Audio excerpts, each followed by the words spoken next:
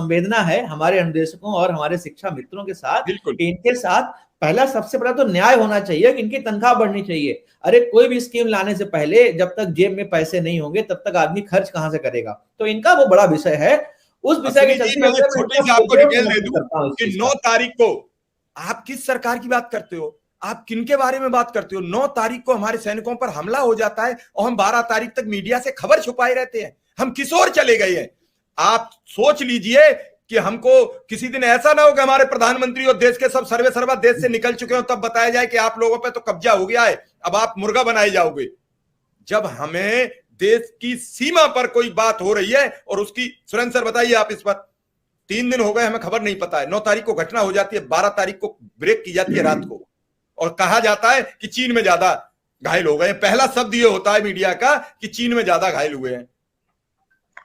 हाँ ठीक आपने कहा, मैंने भी सुबह सुबह पढ़ा और खबर तो दिन से ही, कल से ही पता थी। तो ये जो बात बताई गई कि उनके ज्यादा घायल हुए हैं, तो ये कहाँ से रिपोर्टिंग है, कौन तथ्य है? कोई इसका प्रमाण दिया गया है कि भाई वहां उनके 300 घायल हुए, हमारे 30 घायल हुए? ये तो आप ही गा रहे हैं, आप ही बजा रहे हैं, आप ही पोस्टर छापे हुए हैं और आप ही पोस्टर बांट रहे हैं कि देखिए हमारा नुकसान कब हुआ है।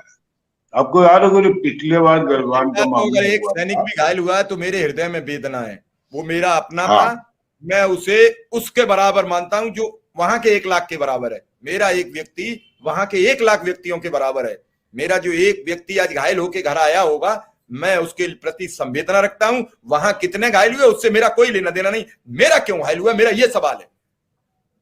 मैं उसी सवाल पर आ रहा हूं कि पिछले कई साल से गलवान की एलएसी के बारे में विवाद चल रहा है, और उस समय या 2 या 3 साल हो गए जो हमारी सरकार ने जवाब दिया था कि ना कोई वहां घुसा है, ना आया है, और हमारे 20 लोग मारते मारते मरे।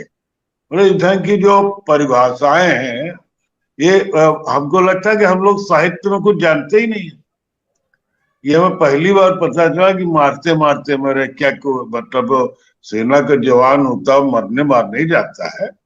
ऐसा तो नहीं होता सेना के कोई जवान की नहीं वहां जा कहता है कि अच्छा तुम मार लो, अकड़ और पकड़, ऐसे तो कोई लड़ता नहीं। और भाई वहां तो मारते ही मारते तो मरते, तब भी ये कहा गया था।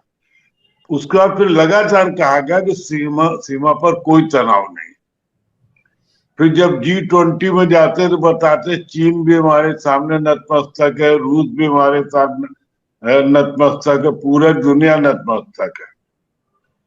और जब झड़प हो जाती है, एग्जैक्ट क्या है ये तो उसकी जब तस्वीरें आए कुछ आए तो पता चले।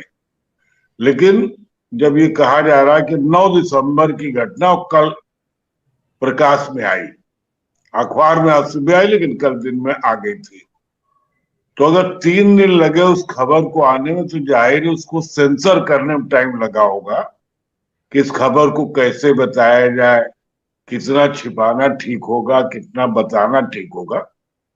और मुझे लगता है कि सरकार को इन बातों की छिपाने की कोशिश नहीं करनी चाहिए। बिल्कुल ठीक है, अगर चीन ने अचानक हमला कर दिया तो अब इस देश के लोग बताया जाना चाहिए कि जो हमारे बॉर्डर पर खड़ा है बिल्कुल